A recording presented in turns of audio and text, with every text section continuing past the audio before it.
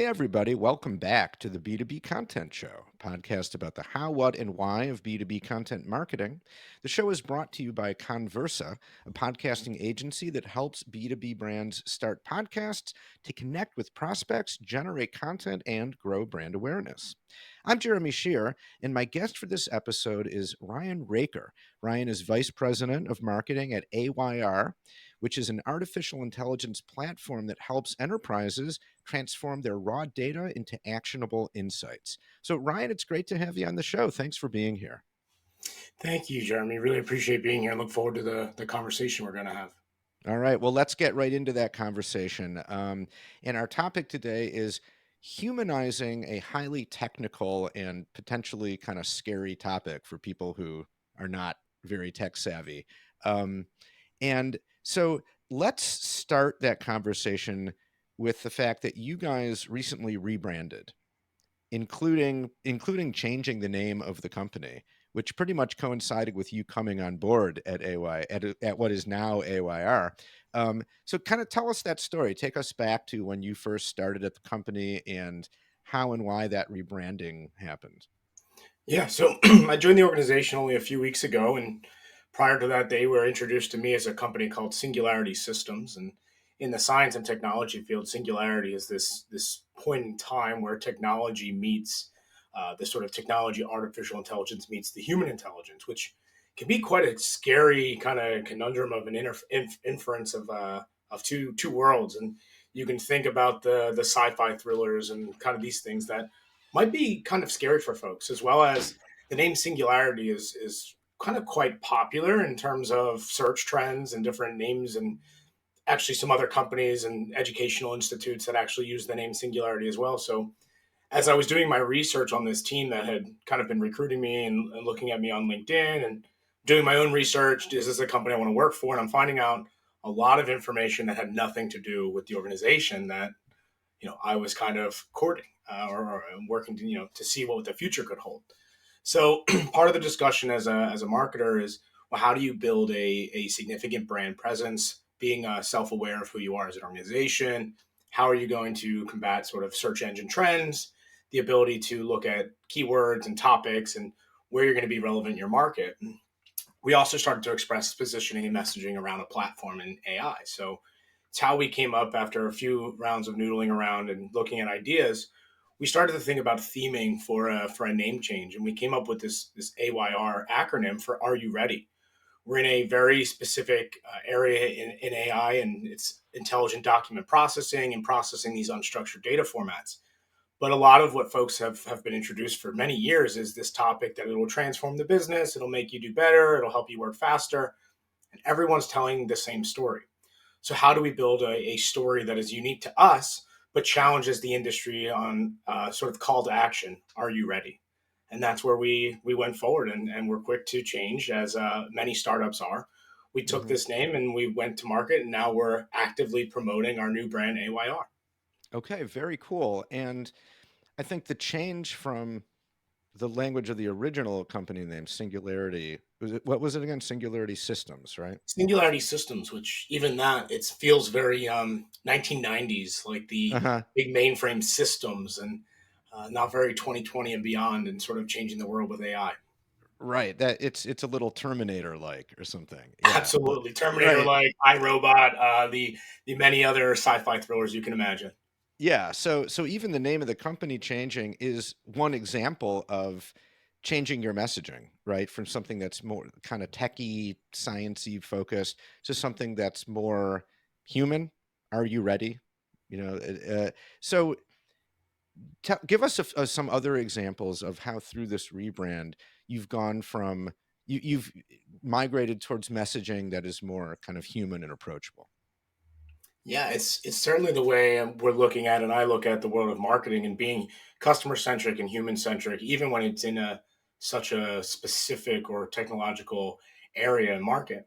So when you're looking at changing some of this messaging and positioning for a product portfolio, as well as meeting the customer where they are, ultimately engaging in the human intrigue and the human mind of, thought provoking, action provoking, and somewhat emotional as well. So when you look at AYR, Are You Ready? there's a lot of messaging that can come from that, and we're working on. Are you ready to end sort of months of trying technology that may fail?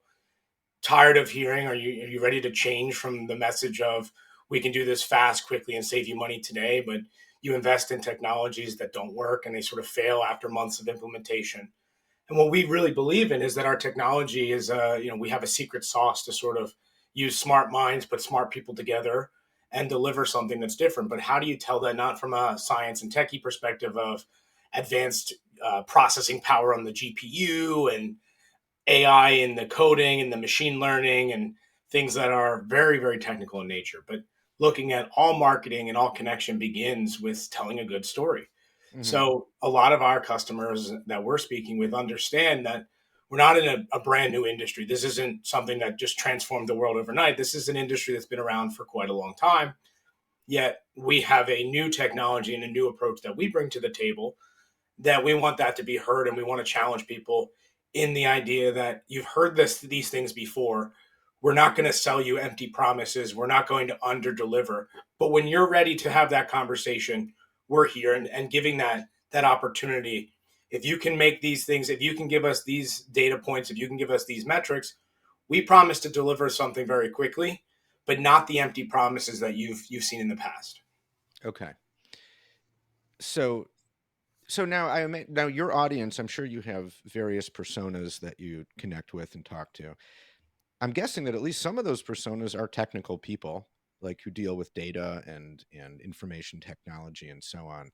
So, I mean, is there an argument to be made that it does make sense to use technical language and kind of scientific sounding language to resonate with at least some personas? It can, but for the most part, what I've experienced in working in sales and marketing and even education and consulting, the idea that most people actually look at themselves as an important cog in the wheel of technology, that they're not just looking at performing mundane tasks or looking to build technology from just a technical perspective. Pretty much everyone is looking to make an impact in the world, in their employer, their work, and really having an emotional connection to work. It's kind of like finding that passion, finding that purpose.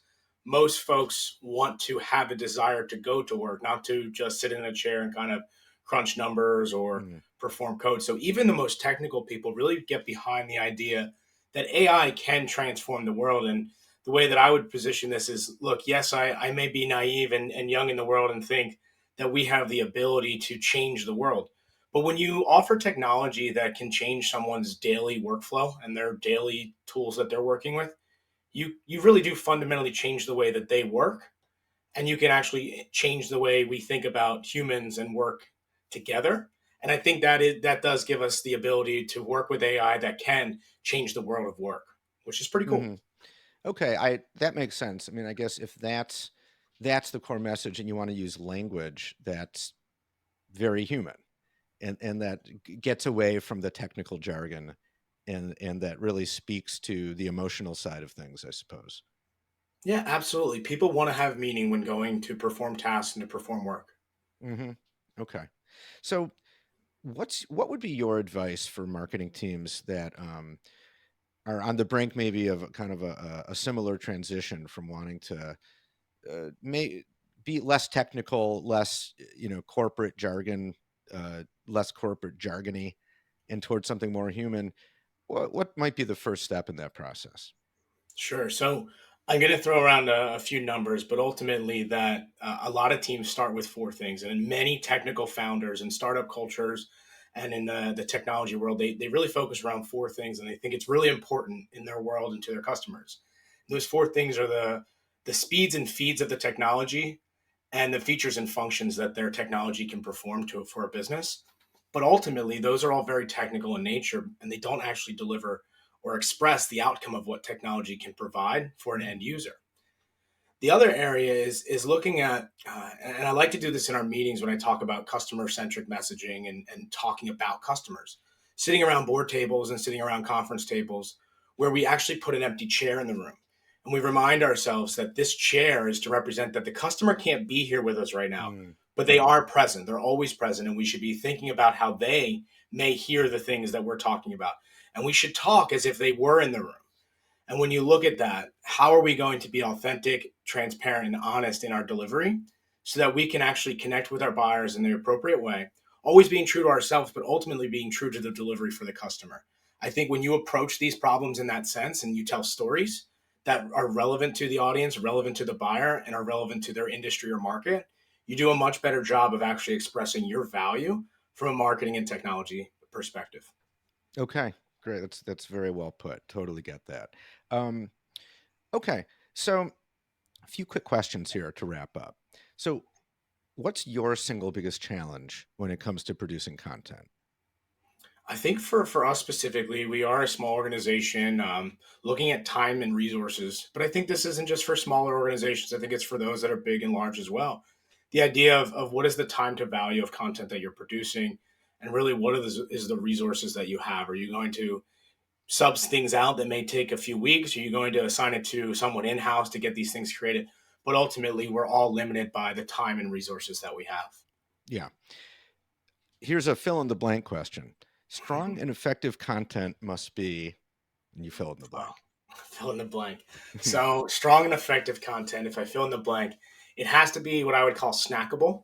And snackable meaning, I don't want to sit down for a big dinner. I want to have a quick snack before I lay to rest or the evening. So snackable, easily digestible. Effective content is going to happen where you can hit the message, hit the mark very quickly, easily digestible, make it snackable. Got it. That was an I easy hear one. you. Okay. All right. Well, good stuff. Ryan, thank you so much for your time. Really enjoyed our conversation. Thank you for being on the show. It was a pleasure.